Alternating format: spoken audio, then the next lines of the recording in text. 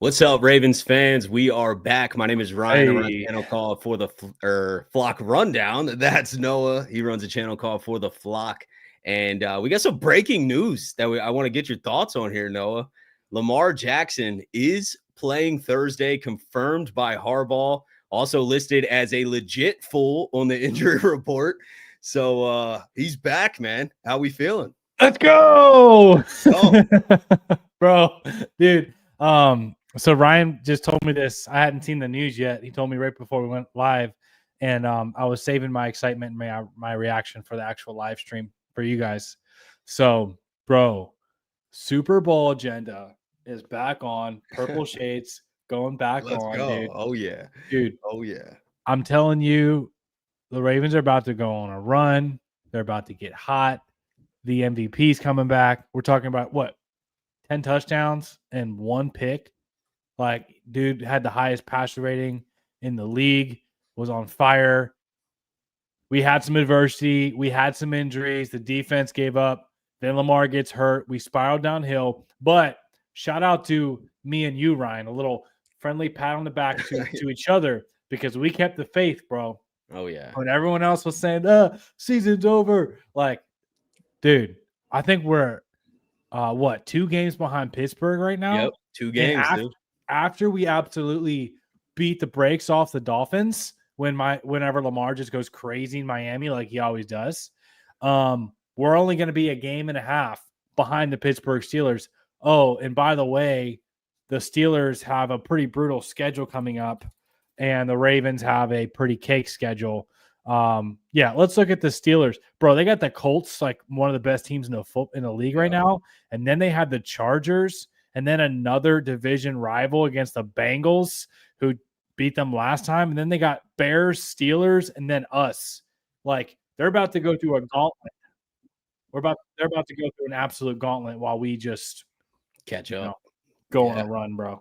Dude, I'm hyped, man. I did not think we were getting the Lamar confirmation today. Like, obviously, the sources, which have been hard to trust now for a few weeks, but the sources were saying that he's gonna play Thursday. So I was like, all right, we'll see. But I figured it'd be one of those things where, since we don't really have like a real practice this week, since we play Thursday, it's kind of like walkthroughs and light stuff. And I was like, oh, we might not really know if Lamar is going to play until Thursday. But Harbaugh came out today at the presser, said he is very confident and that they fully expect Lamar to practice. And they're not lying on the injury report this time, because he is full. And that means he actually practiced with the starters, because obviously last Friday they listed him as full. And then it comes out on Saturday, Lamar was running scout team all week and basically had no chance of playing. So they were, messed that up quite a bit, but they're not messing this up today. Lamar is full practice with the ones and is fully expected to start on Thursday. So I'm hyped, man. I'm hyped because Lamar's back, and what we just saw yesterday has me excited, man, because that team yesterday played like their backs were against the wall, like the season was on the line. You know what I mean? Like I saw that fight, not only from the players, but also what a well-coached game, And like we've been fairly critical of the coaches too, but like we have. I also want to give credit, and that was a smart game, both sides. Dude, yeah. I mean, you're talking about your third string quarterback, like a dude that wasn't even in the offseason plans. Like, Cooper Rush was your guy, and in the middle of training camp, you signed Tyler Huntley, and then you come in, and I tell you what, man, T. Martin and Todd Monken and that coaching staff had Tyler Huntley ready to go, man, and he just saved the season for the Baltimore Ravens, because 2-5, I know 2-5 doesn't seem good, but when you look at the context of it and you look at all the stuff you got, the guys you got back, bro. That is why, like, I'm fired all the way up right now, man. Yeah, me too. I'm excited because, like, first of all, I don't even know if we want to talk about this yet, but that Alohi Gilman trade, bro, was Sneaky. Genius by Eric DaCosta. Like, he's not a star safety, but he's a solid starting safety with veteran experience, who's assignment sound and plays hard. And then you put him and then that helps, calm Malachi down. All of a sudden, Kyle Hamilton's now like in the box like 60 or 70% of snaps, and he's causing absolute chaos.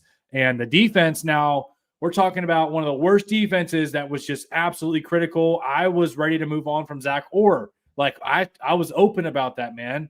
But you now hold the LA Rams, the top 5 offense, to 17 points. And then in the following week, when you need a victory, you hold the Chicago Bears, who were also a top 10 offense in a lot of different categories with weapons all over the place. Adunze, Moore, Swift, and a solid offense. Bro, you held them to 16 points.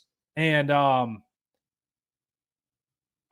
a lot to be excited about with this team. A lot to be excited about. Yeah, I know. It's a phenomenal game, man, from everybody. I mean, that's why I said it was a desperation type of feel, and they executed that. You know, it wasn't because that was my main concern is like, what are we getting? Once Lamar was ruled out on Saturday, all those fears of like the last few weeks creeped back in where I'm like, man, are we going to get like a lifeless team out there? Yeah. Nah, yeah. dude, we got a team. Thing. Yeah, we got a team especially after ready the to first go. drive when we had that 3 and out. I was like, oh no. And the defense let the Bears drive the length of the field. They held them to a field goal, but shout out to Mike Green for his first sack. But I mean, they let the Bears drive the length of the field. So the game did kind of start like that. Then the offense goes 3 and out. Bears drive like again. And I'm like, okay, like this does feel like the last few weeks. I think those fears were creeping in.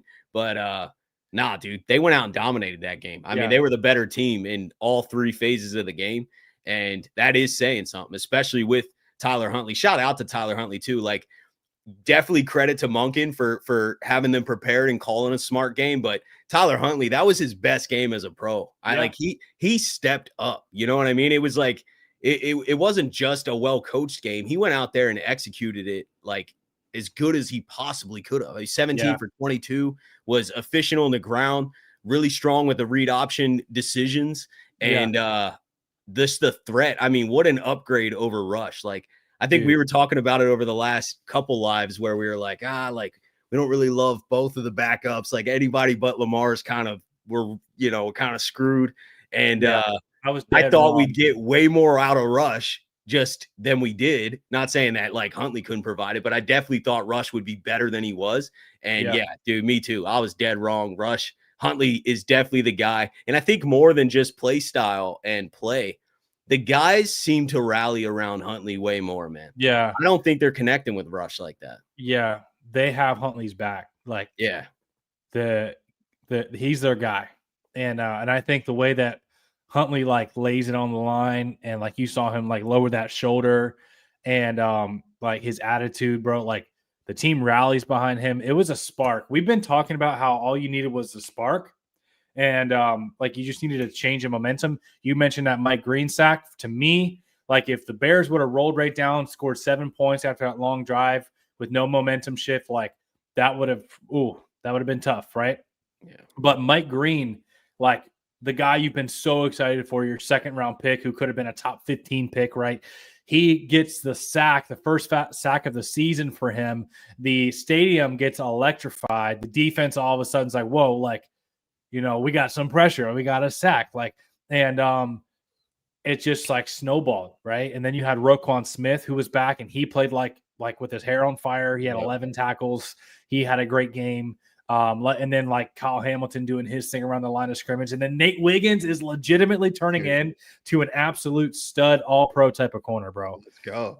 Like 100%. And he had his struggles earlier in that game. They were targeting him when he was on Adunze for the first 2 drives. Adunze was getting, what do you have, 4 or 5 catches? Like they were targeting Nate consistently. Nate was there. It wasn't like he had awful coverage, but Adunze, a top 1st round pick, was getting the better of him on some early reps in that game. But that interception was a game changer, man. That's the type of turnover we need. We haven't been winning the turnover battle. Nate Wiggins changed the game. Like, that cemented, because especially at that moment of the game, that was another moment later in the game where the fears start creeping back in, where you're like, don't blow a lead. Like, we got to put this one away. And then it was a massive swing, dude. Yeah. And then I think even we were debating, we were texting each other during the game. We were debating whether they should have went for it or punted. And then Stout ends up having a great punt, pins them inside the 5. I think the Bears got a penalty, so they got like half the distance backed up, and then boom, Caleb throws a pick to Nate, and it wasn't like the worst decision. Nate undercut it, man. He used that catch up speed to get in front of Odunze, he used that undercut 4.2 speed, man. And changed the game, man. That really like cemented the game. I think that was the moment where it was like, oh, whoa, like this is different than we've seen in the last few weeks. And I agree, man. Nate's got everything he possibly could need to be a number one corner. He is our number one corner, but I think he could be top 5 corner in the league soon. I agree, bro. Check this out. Nate Wiggins allowed 59 yards on 9 targets yesterday, which if you think about it, with the amount of targets, with 9 targets, if you only gave up 59 yards. And I swear they were on the first 2 drives. Right. and that was it. Bro, Wiggins now ranks 3rd in passer rating amongst all starting cornerbacks with 420 plus snaps in the NFL, allowing a 62.8 passer rating. That's 3rd in the NFL, only behind J.C. Horn and Cordell Flott. I mean, we're talking about a dude that is putting in an all-pro type of resume in right now.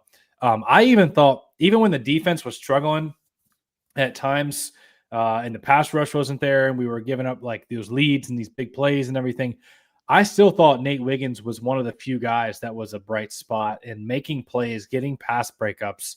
And dude is having a heck of a sophomore ascension, man. He is playing really, really good football.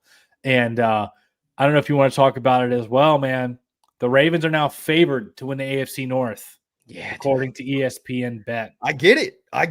Like, if you had to put betting odds, would you not put them first? Like, I mean, we're 2 games out of first with a way easier schedule, and we still have the whole division to play, basically. Exactly. We still have Pittsburgh twice. Yeah, there you go. There's the catch up. That's first place right there. Yeah, if we I think in 3 weeks we'll either be tied with Pittsburgh or we'll be first in the AFC North. Because, like I said, Steelers have Colts. Who else did I say?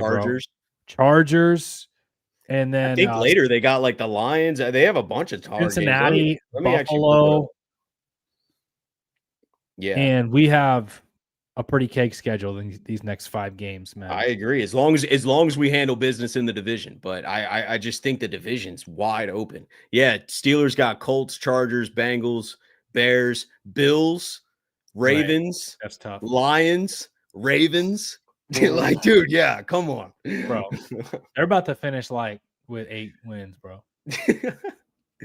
How funny would it be if we we're talking about like, oh man, we can only drop like 1 or 2 games down the stretch, bro. How funny would it be if we had like 9 wins and still won the division? Like, dude, obviously I want more wins than that. What's in this? I won't hold you to keep this, but like, what's like an early record prediction for the rest of the season? Everyone in the comments too, drop your record predictions. I'll lead it off. I think so. We're 2-5, so we got 5 losses. I think we lose one or two more. Yeah. So that's my debate. Is it 11-6 or 10-7?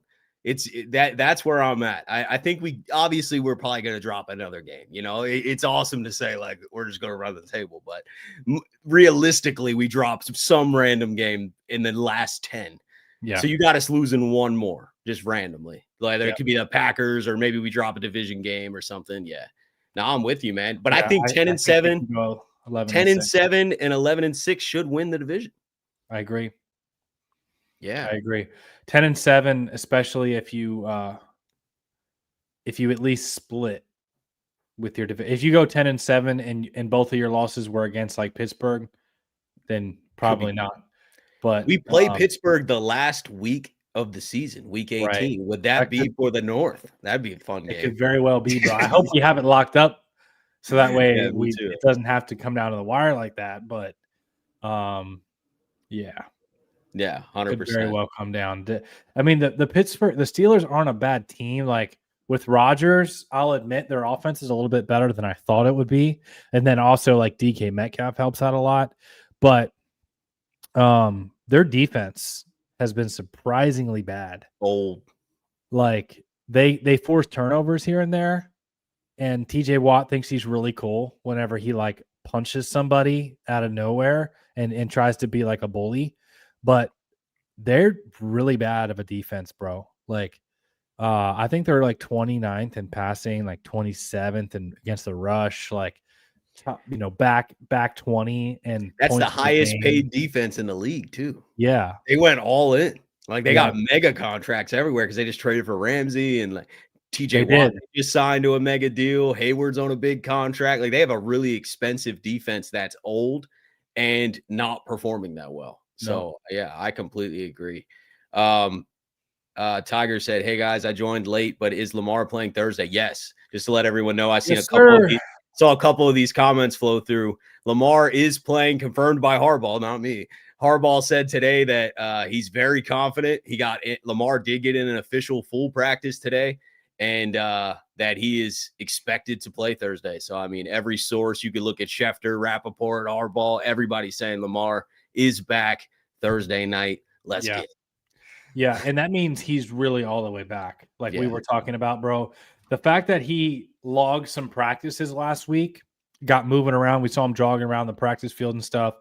And then that leg had a few days to respond, see how it felt, and then had that weekend to rest. And this short turnaround with Thursday night, bro. Like I think that was probably might have been the game plan all along, even though they were obviously hoping to have Lamar back sooner, but that Thursday night game, that tells me that he's all the way back, and that the likelihood of re-injury and stuff on that hamstring is much lower. And I'm excited to see our guy back out there. Bro, when's the last time we saw Lamar? It's been over a month, The right? Chiefs game, yeah, week 4, and he left in the middle of it, like in the 3rd quarter. Yeah. Yeah, So and yeah, it's been since week 4, and we're heading into week 9. yeah, It's been a minute. Now I can't wait. I see can we take Harb's words really? I get what you're saying, especially after last week, but this one was a little different. He wouldn't say I'm very confident, and we fully expect Lamar to start. And Lamar was a full participant today, which they're yeah, not going to lie about. They obviously made a mistake on Friday and listed him full. They're not going to do that this time. So Lamar's practicing with the starters, and also all the inside sources around the NFL that break news are also confirming that he's starting. So I really just think they didn't want to start Lamar Sunday and then have that quick turnaround. That might have been too much for the hamstring. yeah, I was hoping he'd play, obviously, but we got the dub with Huntley, so it's all good. But dude, yeah, Lamar will be out there Thursday, and then he has 10 days off to heal again because we won't play this exactly, weekend. bro. And you know what else gets me fired up? I feel like while Lamar Jackson was resting, like the offense, specifically the offensive line, has been improving. And like the offensive line performance against the Bears coming off the bye week was one of the best performances they've had all year, probably the best performance they've had. And then you had the weapons making all kinds of plays, bro. Rashad Bateman gets open downfield, slips a tackle. He also made a huge catch for a 15-yard gain on like 2nd and 25. Is that the low one? Yeah, Yeah. scoop that up, bro. Yeah. And then Zay Flowers, like, just nobody can cover him, his separation. And then, bro, wait till we get Isaiah Likely going Yeah, with I've been Lamar surprised back. that he hasn't like had that game where he's getting multiple targets. You know what I Yeah, mean? Like he's out there a little bit, but he's definitely not a huge part of the game plan. But we do have a lot of mouths to feed, and now they're getting Keaton Mitchell involved. I mean, they bro. scripted plays for Keaton Yes, Mitchell finally. Not only dude. was he activated, they had him involved in the game plan. Yes, Massive. on 4 carries, Yeah, he goes averaged 11 over yards. 40 yards, Yeah, 10.8 yards a carry. bro. If you guys have been watching these Monday lives, I have been saying like one of the most frustrating parts about the coaching that I've had, like one of the biggest bones I had to pick this year with coaching is like, how can you possibly excuse Keaton Mitchell not getting offensive touches? And we've talked about why, like the special team spot and everything, but I've been saying from the very beginning, he's too talented and too explosive of a football player, an absolute game changing offensive weapon to not get touches, to not be on the field, at least as a threat. And bro, but the difference between him and Justice Hill is huge, in my opinion. I know Justice Hill is a good like pass protector. Not in that game. I think he had like a 20 grade. Yeah. Him and Voorhees were at the very bottom. Everyone else was pretty solid, but Voorhees and Hill, from a pass protection standpoint, grade in that game were in the 20s and 30s. Yeah. So like Hill did not have a great pass protecting game, and they're definitely valuing Keaton's running ability and probably receiving ability over Hill, which is, not surprising that Keaton's shining. Yeah. I guess I am a little surprised that they finally did it, just because I felt like it wasn't going to happen. It was taking a while. And I don't know, did you catch Harbaugh's presser after the game where he was like, we spent time over the bye week specifically creating a game plan and plays just for Keaton, because like we have to get him out there. Dude, like I thought I was like losing it, bro, because I'm like, I feel like the way I see Keaton Mitchell and the way like Todd Monken sees Keaton Mitchell are like totally different. Like, I don't know if what I'm seeing. I think Keaton Mitchell is like a Pro Bowl caliber. Yeah, he's like Jamal Charles or something, or like Chris Johnson. Like capable of being a superstar. Yeah. Like a Jahmyr Gibbs. I know that might sound crazy to some people, but like the dude averaged 8.4 yards per carry whenever he had like 50 carries the one year. Like, and then you see him in this game, he averages 11 yards per carry. Like that doesn't happen. You know what I mean? Like that just doesn't happen. He is an absolute game changer, bro. And I don't know if you saw, he slipped. It wasn't just the speed on the edge on the left run that he had on the outside where he slipped up the sideline for a 25-yard burst, bro, just shot out of a cannon. It was later on too, near the goal line. He had on the right side, he bounced off a tackle. Like he's a smaller player, like a lower, center of gravity. And then you combine that with the speed, bro. Like I think Keaton Mitchell has the capability of being a Pro Bowl type of player if he were to get opportunities and carries. So to me, does not see him out there. Like him and Derrick Henry as a 1-2 combo is actually like disgusting. Yeah. Like it's just not fair. And then you throw in the fact that you have Patrick Ricard back, bro. And he had himself a heck of a game. Yeah, and didn't even play a ton. What did he get, like 12 snaps or something? Like it wasn't an insane amount. They definitely were probably easing him back a little. Not that he plays every snap anyway, but I'm just saying they were easing him back a little bit. But yes, you saw the impact instantly. He had a pancake block earlier in the game. Like flat pancake Pat. On the offense, the top PFF grades. Some people have different opinions of PFF grades, but Linderbaum, highest graded, 79.6. Flowers, heck of a game, 76.6. Tied with Flowers was Patrick Ricard, like we were saying. Heck of a game. Rashad Bateman with a 73.5. Huntley with a 72.1. And then Falele, shout out to Falele for having himself a solid game. Yeah, better game for sure. And then Stanley, 71.5. So good news is 3 of your 5 offensive linemen are on that list for your top rated. Yeah, and Rosengarten's grade wasn't too bad. I think he was like 60 or something, which is okay. But yeah, Voorhees was the only bad grade from that game. And the game plan was smarter too. Like we didn't even get to see that line have to block for a while because Huntley was getting the ball out of his hands quickly. He was decisive. The game plan was decisive. You know what I mean? Like it was hike, read, throw. Like there wasn't a lot of waiting, and sometimes that pass protection, that offensive line can get more exposed when someone's standing back there a little longer. Lamar holds on to the ball a lot longer because he can make crazy plays, so he's going to hold on as long as he can. And sometimes that does expose the line more. So great game from the offensive line. I'm just saying also I think the game plan helped it a lot by getting the ball out quick. Yeah. Yeah, I agree. He did get the ball pretty quick, but there was a couple of throws, downfield where like I can think of the one to Zay Flowers on that big conversion. I can think of the great throw too over the linebacker. Yeah. Great throw. And that zone coverage, I think it was, and then Bateman. had a catch downfield where there was time.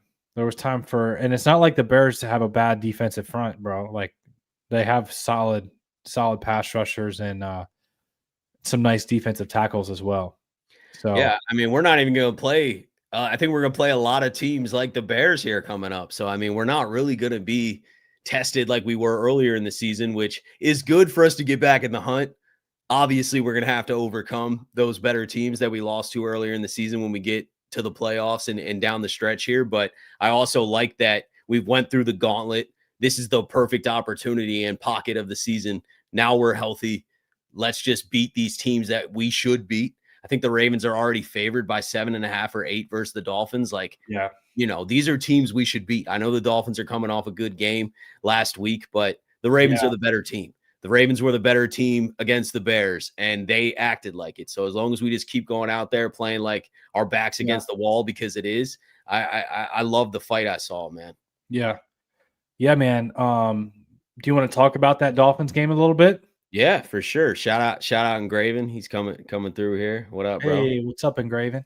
Yeah, no, we can Love talk you, about the Dolphins game. Yeah, they're coming off a great win, a surprising dominant win against the Falcons, who aren't really a bad team. Their Dolphins defense stepped up. I think their offense simplified things a little bit, and their defense played a lot better. They did just lose their starting corner for the season, though. Who's that? Shoot. You're talking about the Dolphins lost their starting corner? Yeah, not us. Yeah. I thought you were talking about the Falcon. Oh, no. The Dolphins did today. I got to find it. Yeah, bro. They still got some dudes on their defense. I mean, they held the Falcons to 10 points, but they got Jordan Brooks, one of the best linebackers. He actually leads the entire NFL in tackles right now. They also have Minkah Fitzpatrick, who we're very familiar with as here in the AFC North when he was with Pittsburgh. We know they traded for Jalen Ramsey. They got Rasul Douglas, who's a solid, nickel corner. And then Willie Gay. We know him from the Chiefs. So Willie Gay Jr., Jordan Brooks, nice linebacker duo.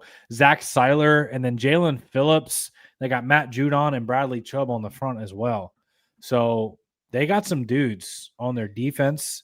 It's funny because everyone's saying it. Storm Duck was the corner. He's out for the season. Storm Duck. Yeah. I got to be honest with you. I cannot tell you that I'm that familiar with Storm Duck. But yeah, man, the only thing that's annoying is like, bro, why do you got to wait till right before you play the Ravens to like get your stuff together? Like, that's probably how they feel about us. Build some confidence. Yeah, I probably feel the same way. And they're like, bro, why do you got to wait? Like Lamar Jackson, he wants to go put on in front of the home crowd in Miami. Oh, yeah. Like you got to wait till us to come back. You got to wait till you get healthy on defense against Patrick Ricard coming back, like all these dudes. The defensive changes they made with Kyle Hamilton coming near the box. But, dude, Tua threw 4 touchdowns. He was 20 of 26, 4 tutties against the Falcons. But I don't know. I don't want to I feel like we're going to handle business pretty well. I feel like we're going to hold them down. The only thing that concerns me is like that one Miami game where Tua. Yeah, I was there. Are you talking about in Miami when they just blitzed like crazy and we lost a game we should have won? Or are you talking about a different one? That one hurt too. Yeah, I was talking about the Thursday night in Miami, which is very similar to this. I flew to Miami to go to that game, and because my best friend's a Dolphins fan, so we went and it was like the ultimate letdown. Like we just got blitzed all game, 0 blitz. We had no answers. I think the Dolphins lineman scored a touchdown. It was just ugly. So that's the game that came to my mind. Zero blitz every snap. Yeah. And we had no answers. Yeah, I do. I'm specifically, that was with Greg Roman as well. It was. Specifically, I was talking about the one where we were up 21 points in the fourth quarter. Yeah, that was in Baltimore. Like that one hurt, bro. I was kicked back, like, oh yeah, no stress, up 21 points in the fourth quarter, like enjoying it. I'm like, Lamar MVP, like getting ready to do my video, like all hype, and then all of a sudden I'm like, bro, we're gonna stop messing around, right? And I'm like, bro, was just we're gonna stop messing around, right? And then they just kept scoring, and then it was terrible. No, that game's forever on. I know you've seen that sheet that someone clipped up of all the Ravens blown leads. That one's forever on that one, like front and center, man. That was nasty, center, dude. Yeah, It's that one was probably. I know the one we had against Buffalo is like more recent bad taste in our mouth, but that might have been even worse than the Buffalo one. The Buffalo one was bad because I think it was 40-25 with like 4 minutes left. Right? Insane. Yeah. Like 4 minutes. Like what? I think the Ravens, I'm hoping that they're shifting their mentality a little bit because I've seen other teams do it and it works. Instead of like when you got 4 or 5 minutes, that's a lot of 4 or 5 minutes in today's NFL is so much time. Like you can pick up, like if you got like 15 seconds left and you need a field goal, it's actually doable. Like, yeah, you could pick up a 15 chunk here, call a timeout, and then pick up another 15-yard chunk here in field goal range. Like, but where was I going with that, dude? I don't know. The Ravens are gonna bust the Dolphins on Thursday night. Yeah, no. Yeah. I'm not going to stress about worse defense to your point around the league. I mean, saying. yeah, teams are zooming everywhere. I mean, I see it everywhere. Every game I watch, I have like a little bit of pain in me because we grew up watching incredible defense, Dude. and I am constantly reminded about how spoiled we were, and I took it for granted. My whole like childhood and high school and like, dude, Ravens Steelers just battling it out. The Ravens defense was always like rock solid, just playing hard and physical. And now I'm just like, dude, this sucks. Like when we were young, you almost like if you were down, if we were down by like, a touchdown or like 5 points, I almost got excited when we were on defense. I'm like, bro, we got a pick six. Yeah, we're gonna get an Ed Reed. Like we got a better chance to score on defense, bro. But 100%. But anyways, what I was saying is a lot of teams when there's that 4 or 5 minutes left to go, right? And you're up by, let's just say 14, 10, something like that. The thing to do was to always try to run the ball. Like you just didn't want to risk throwing an interception, giving someone an easy, field position or pick six or whatever. So the Ravens traditionally, and most teams traditionally, would run the ball. But I'm seeing now a lot more teams whenever like there's 2 minutes left, 4 minutes left or something, you have a lead, actually staying aggressive and like run and play action. Like the team's expecting you to run the ball, to run the clock out, and you stay aggressive and you just like dagger into the heart of, you know what I mean? And like staying aggressive.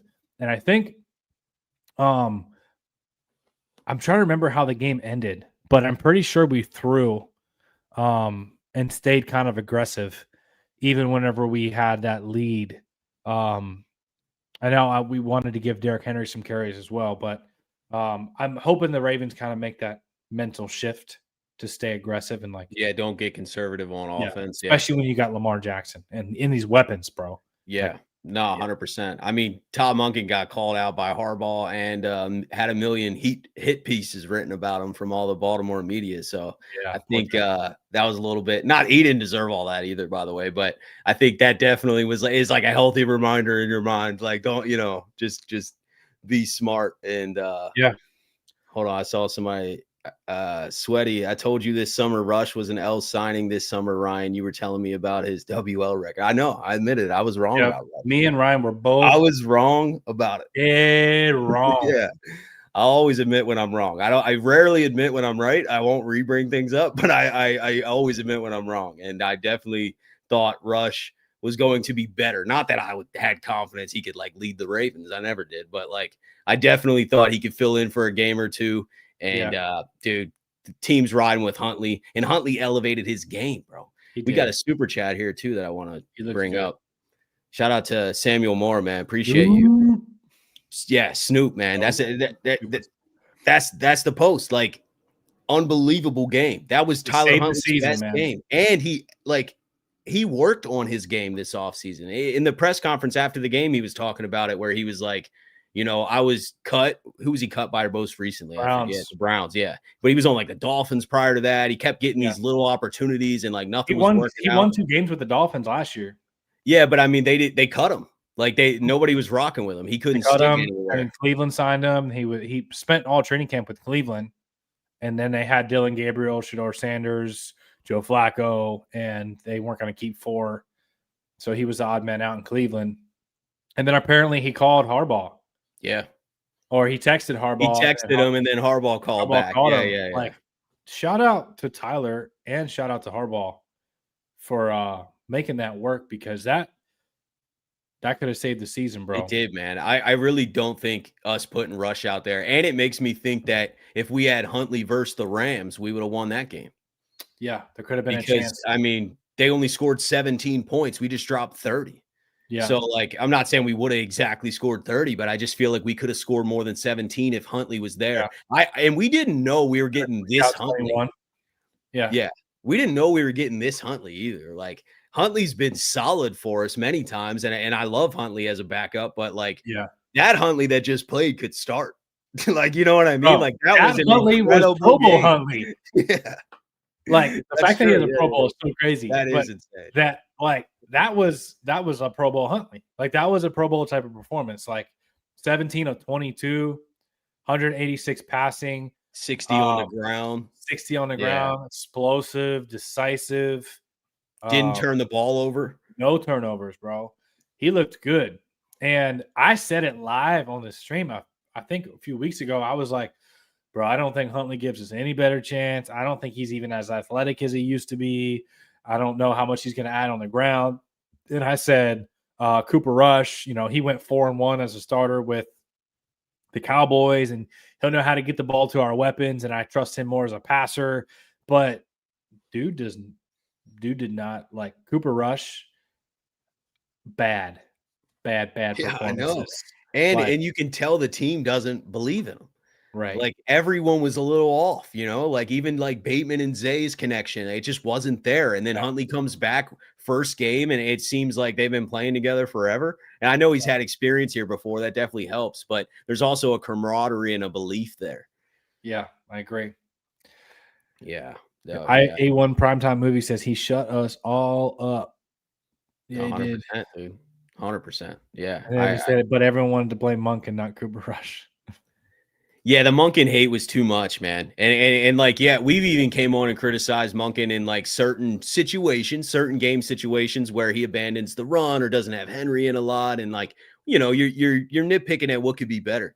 But to say that like he was the problem of the Ravens was crazy to me. Like, I didn't understand that at all. And that goes to this point too. Appreciate you, Sweaty, with the 5.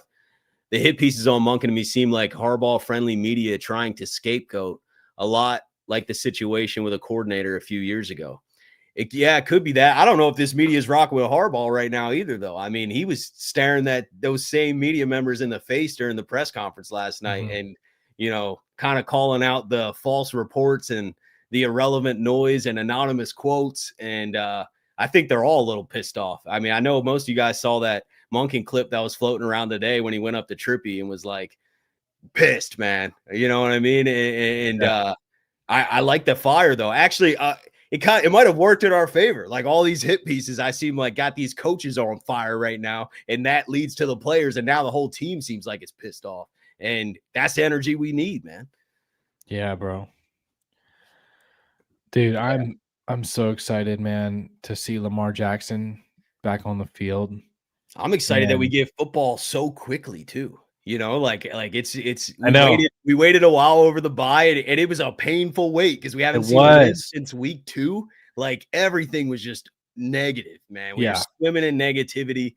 We're trying to stay optimistic, and they weren't ever officially out of it. So there's no reason to be like, it's definitely over. The season's over. But I get the negative. I get the negativity. I get the emotion. Like, we're fans first. Yeah. So I totally get that, man. And I was swimming in the negativity too, but now it's feeling a little different, and I'm like, okay, that's the fight we were all looking for. Went out there and had a dominant game, all 3 phases. Shout out to the special teams too.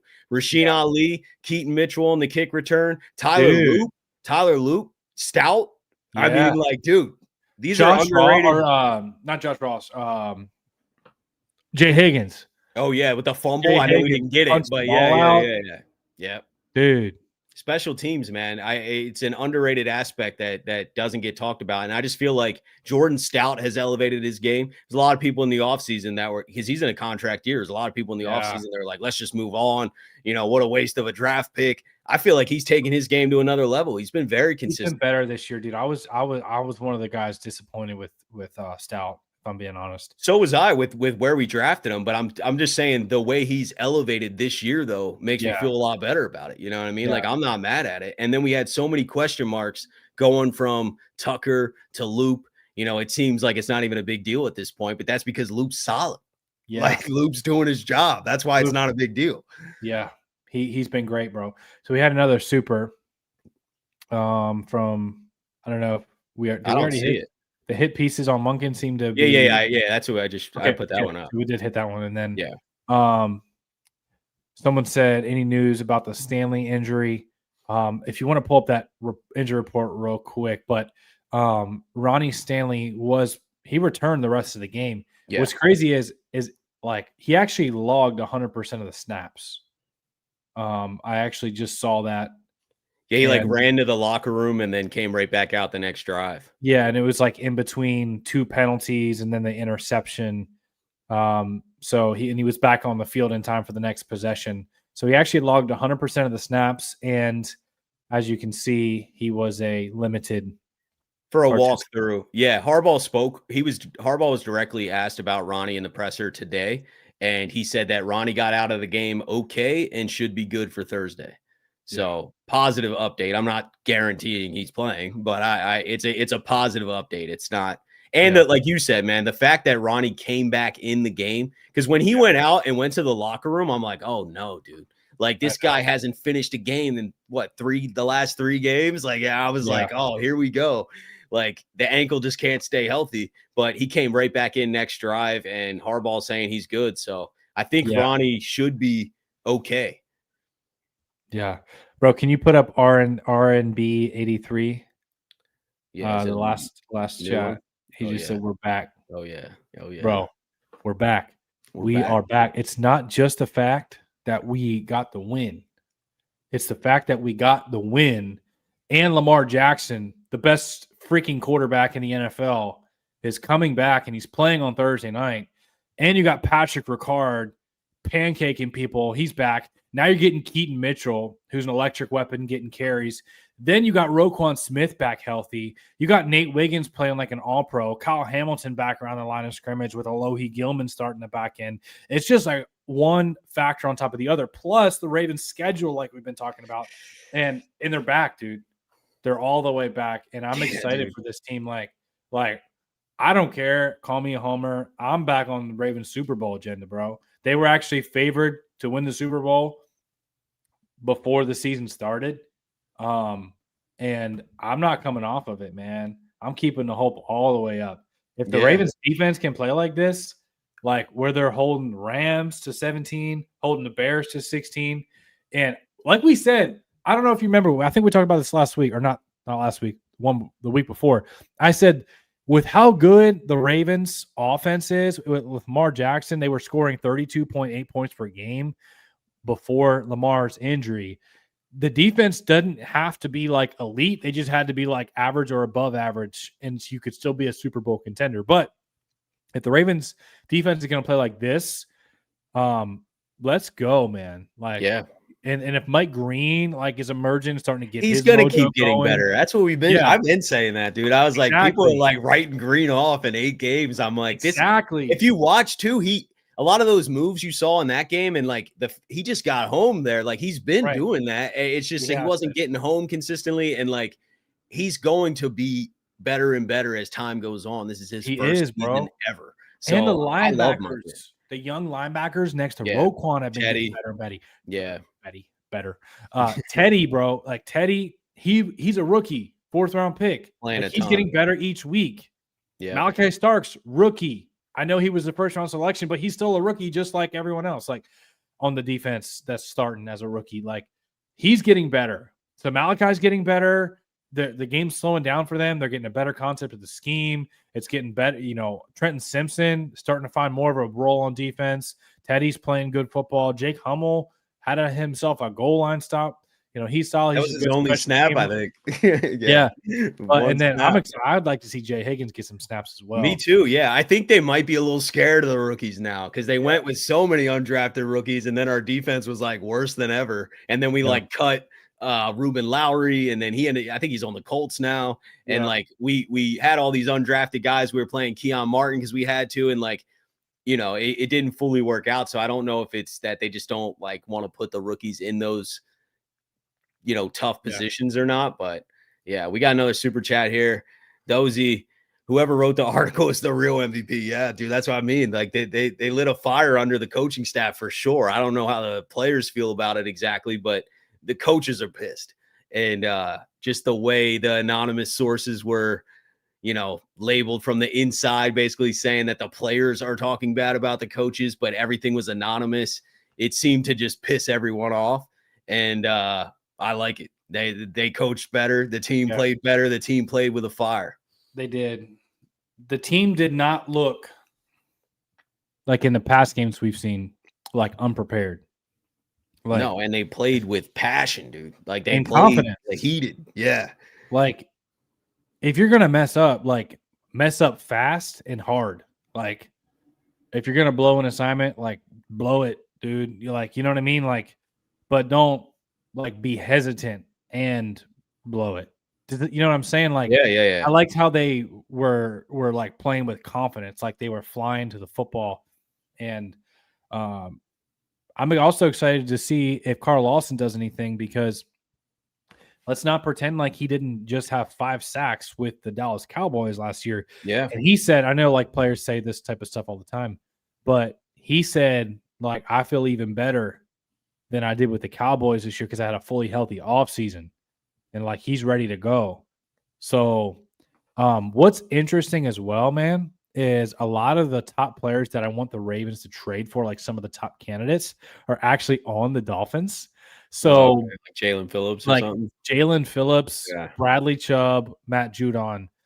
Obviously, I'm not going to be like fired up about the Matt Judon one, but I still think he would add like a veteran presence and give us kind of like a Lawson addition or in a little way. something. Yeah. We weren't, bro. Like Kyle Van Noy was signed off the street, off the couch in the middle of the year, and ended up having like 10 sacks. Career year. That was the most he's ever had. Yeah. So like it's not out of the picture. Or remember, I think it was like 33, 34-year-old Jason Pierre-Paul. Yeah. That we signed. Yep. And he had some like big time pass rushes and some sacks and some moments.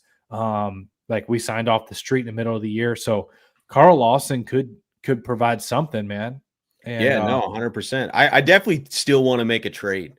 I do too. I just think, especially with the hope back alive, like you don't need to hoard the picks as much, And I'm not saying you got to trade a first. Maybe you keep the first, but I was seeing reports out there. I know the Jets denied it, but reports were saying that Quinnen Williams was available and not happy, and he was available for a 2nd-round pick. Like that's something you got to be all over. Especially if Matabike's out for a career, you could replace that with Quinnen Williams right there. Yeah, bro. I would 100% give up a first for Quinnen Williams. Yeah, but I mean the value, the perceived value was a 2nd. So I was like, this is a no-brainer. But yeah, I agree. A first is worth it too, especially if we turn the season around. You add Quinnen Williams to the middle of the defense, like Travis Jones can't get double teamed. Bro, imagine Quinnen Williams and Travis Jones, like the amount of beef and muscle in the middle. You can't double team them all. Like that pocket is getting pushed. 100%. And ain't nobody running if Quinnen Williams and Travis Jones were in the middle of that. And then Mike Green starts getting home a lot more. Exactly. Yep. Yeah. To your point. Like now all of a sudden, like everyone's job's way easier. And I wouldn't mind adding someone on the edge too. Obviously, we're pretty thin there, losing Tavius and Owe. But they signed Lawson, so he's going to be added to the mix. But I wouldn't mind making a bigger splash and maybe getting a veteran guard. How cheap could Zeitler be? Like probably give up a 6th, give up a 5th. I don't care. Yeah. It's worth it for this season. Like it really is. Bro, and also the possibility of getting Emory Jones in the mix here. Yeah, I don't know what I love the potential of him. I don't know what he's exactly going to bring right now just because he didn't have an off season. He's so young, like who knows, but I'm totally for trying. I guess they are trying. I don't know if you saw the inactive list on Yeah, before the game, they listed Emery as guard. they did, man. Yeah, progress. That tells you everything, right? Yeah, And it and then seems like the fan base is really excited about Emory Jones, but it seems like Harbaugh is really excited about they him. are. No, they Like are. Yeah, Harbaugh, I think you know how Harbaugh has his guys. Like sometimes that's a bad thing because it's like those guys are not always the best option. But at this point, if we have a young, talented offensive lineman that's one of Harbaugh's guys that could possibly replace one of his other guys, like Daniel Falele, you know what I'm saying? Like, or Andrew Voorhees, bro. That's exciting. So it seems 100%. like the coaching staff's really excited about Emory. He's a really talented player in college. The Ravens drafted He him. plays hard too, man. You don't get those like some of those plays where you're like, what is this guy doing? He's not playing aggressive. Like I feel like Emery plays pissed. And we need some of that on our O line. We need more of that. You know, I know we have some of it, but we need more of that. I want 5 offensive linemen that are just trying to rip the D lineman's face off every play. I do too, man. Even if you miss a block, if you're just trying to eat people, if you're just, glass eating and being nasty, like, bro, you're gonna, especially with Derrick Henry running behind you, man.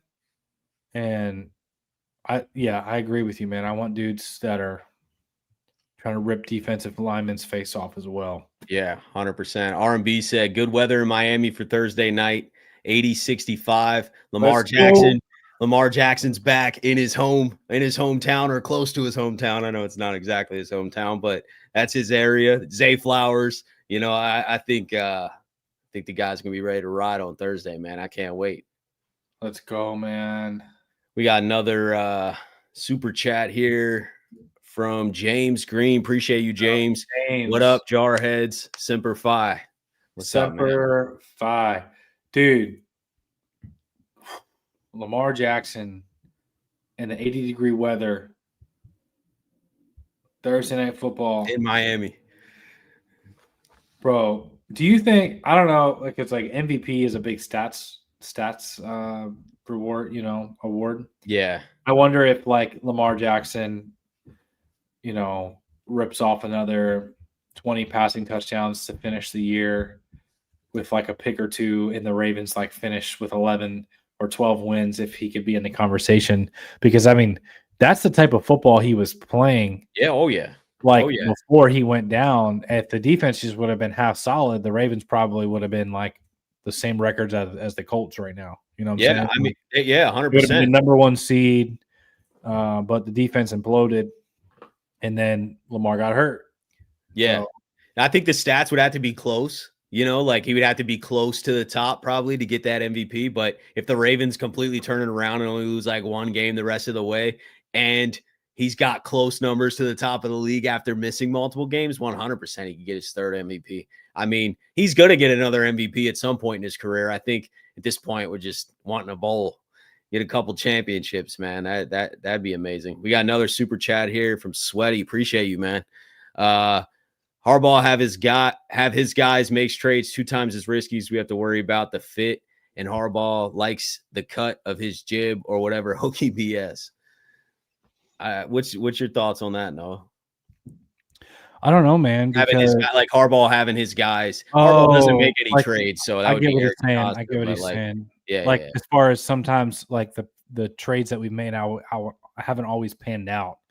Like with the Deontay Johnson thing.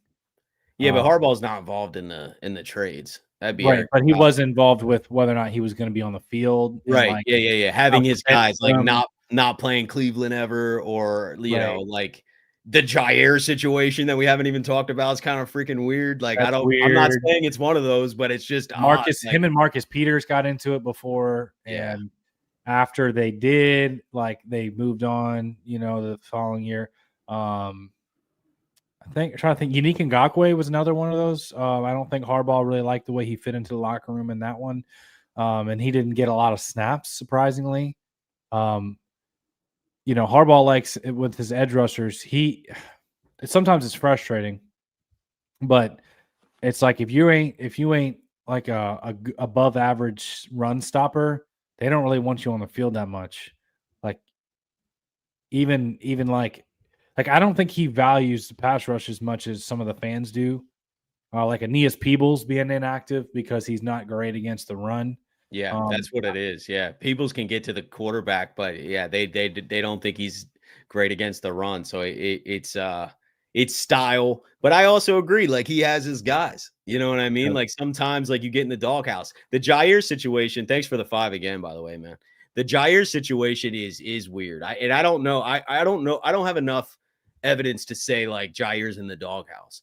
Um, it's easy to say that because he's a healthy scratch, but the tape hasn't looked great either, but in Jair's defense, they've been throwing him out there cold and like not really playing at the beginning of the game. And like, think about it from a perspective of Jair, who's been a superstar and been the best player on every team pretty much he's ever played on. He's been the yeah, number one corner on every team he's ever played on from the start of the game to the end of the game. And now all of a sudden we're like, hey, we need you randomly in the second quarter, or we need you in the third quarter. And it's like, he's getting like 10 snaps and now he's yeah, a healthy scratch. It's like that would be tough, you know.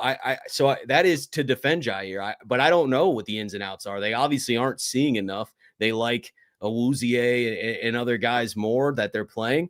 What are your thoughts on the Jair situation before we get out of here, though? Because we haven't really talked about it. It's odd. yeah. I guess my thoughts are is it is weird, and I would like to see him at least get another opportunity after. It was like after the epic failure that was like week 1 or whatever. It's like what happened? Like it was reported in training camp that he was making plays, and the Ravens social media was like posting him like getting pass deflections and He was interceptions. And, dominating in training camp. He was like, looked yeah, like he was like the leader of the team or like one of the main like voices. Everyone's like, right. Jair's out here giving us all confidence. Yeah, and like Yeah. even his interview, he was like feeling himself. He was confident, like I still got it. You know what I mean? Like he's only 28 years old, and Yeah, the that healthy man, scratch is weird to me, man. that's weird, man. That's And really weird. I see everyone saying Jair's inactive. I know that's what we're talking about here is like why he's a healthy scratch. When I was talking about him playing, I meant like in the Bills game and the Rams game he came in for a little. He has played in spurts and Yeah. Oh no, I think we lost Ryan. See if he hops back in here in a minute. But yeah, he said, I'm back. "You back?" I don't know what happened. It just crashed. Anyway. Yeah, just Yeah. boom, gone. No, I was just yeah, so I was just saying that yeah, I know Jair's a healthy scratch. That's what we're discussing here. So like we're Right. confused why he's playing in some earlier games, getting some sporadic time, and then now you would think he's progressing, right? Like you would think he's getting healthier and healthier, and he's not on the injury report. So I get the theory of like I think he might be injured, but then it would be against NFL rules to not put him on the injury report. He's Yeah. not been on the injury report, so I'm pretty sure he's healthy. It's just like he's not back to himself, I guess. I don't Yeah. know, man. It is an odd situation. Yeah. I'd like to see him out there, but the reality is that the coaches get to see him every day in practice, and I don't think they're liking what they're seeing enough for him to get another chance. So Yeah, yeah. 100%. You want to take this one? Noah, appreciate you again, Sweaty. Yeah, he says, Sweaty Zeus Gaming. They are always the outspoken types that he has in the doghouse. I think he's trying to avoid another 2012 player mutiny too much. Um, I don't feel like there's any like a mutiny going on. It seems like he has the locker room. It feels like the locker room has him.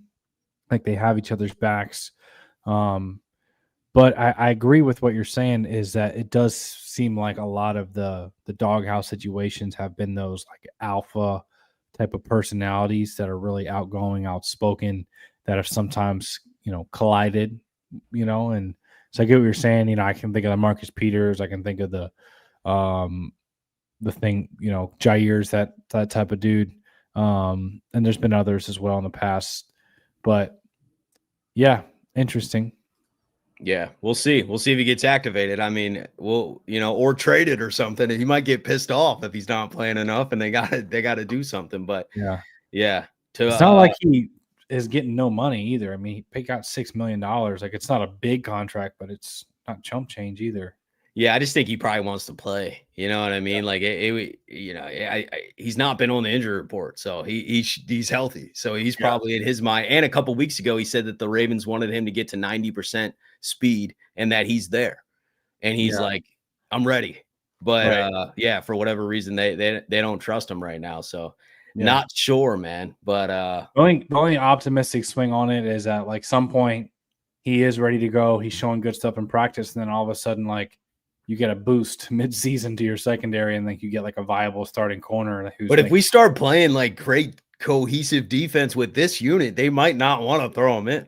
Yeah. He might just be like depth, which is so odd. You know what I mean? Yeah. It really is with a player of his caliber. But I also had a couple Packers fans that were like tweeting at me when I said I was shocked that he was a healthy scratch, that were like, get used to it. We've been dealing with this for the last year and a half with the Packers. So the Mhm. Packers fans were, and I was like, wait, he wasn't hurt. They were like, he was hurt, but he was also a healthy scratch multiple times.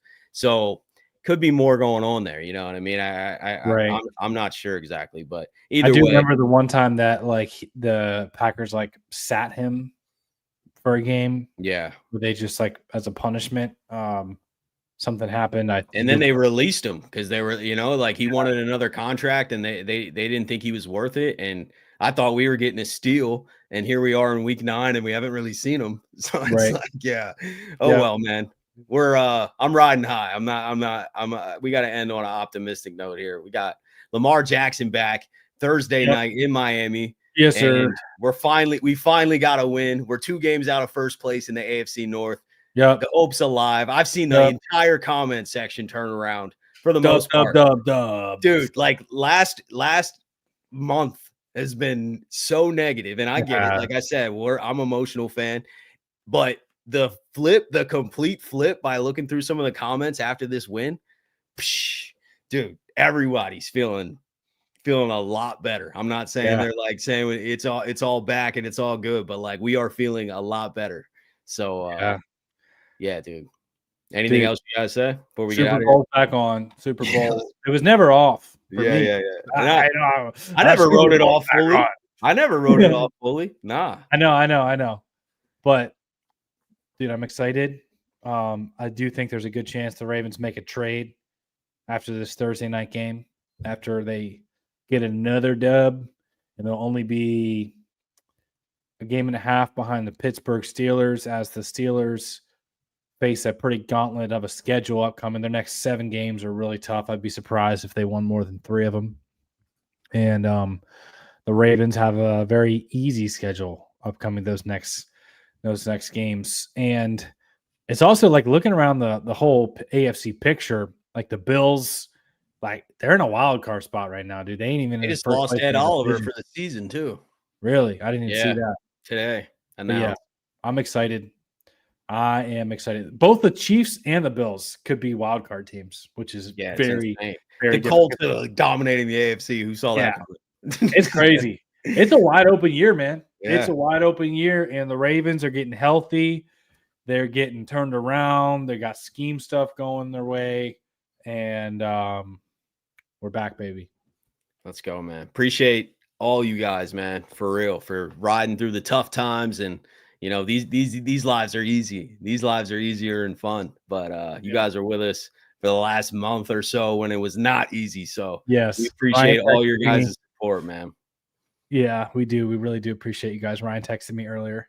He was like, dude, I'm excited that we get to like have a happy live stream tonight. Like we have like a win. I was like, yes, me too. I was thinking the same thing, but I'm just gonna tell you, Ryan, get used to it, man. Yeah, I'm There ready. might not be another sad live stream all year. Dude, I'm ready. Until February, Oh, after we hold up that Lombardi and we don't have any more Ravens football to watch. That'll be our sad live stream. That'll be the next one, bro. dude, can you imagine going live on Monday after the Super Bowl win? Yeah, that'd be crazy, especially after like how low the fan base was at like this season looked like 1-5, like burn it all down. Yeah. Yeah. We'll The see. Ravens, they are a really good football team, Yeah. like talent wise. I'm excited. I'm excited to see what they can do. They got to go on a run, but things are looking good, man.